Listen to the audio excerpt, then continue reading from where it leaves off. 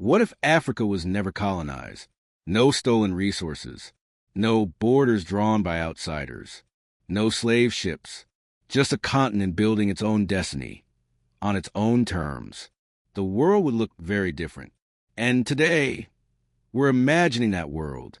Welcome back to the channel that explores the stories they never taught you in school. If you're into African history, alternative timelines, and truths buried by time, hit that subscribe button. Let's dive into a question that's part history, part imagination, and 100% overdue. Before we imagine a different Africa, we need to understand what was actually taken. Colonization wasn't just about land. It was about wealth, identity, and power. Over 100 million people were enslaved or displaced.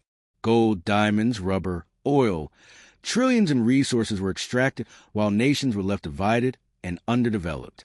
And don't forget, borders were drawn in 1884 at the Berlin Conference by Europeans with no Africans present. That decision still fuels conflict today. So, what if that never happened? Imagine the Mali Empire expanding into a Pan-African superstate, Timbuktu evolving into a tech and education capital, Swahili coast cities dominating Indian Ocean trade with China and India, the Benin Empire mastering urban design and metallurgy and exporting it to the world. Africa could have developed on its own terms, balancing tradition with innovation. And without colonizers hoarding the wealth, many African nations might now be economic powerhouses.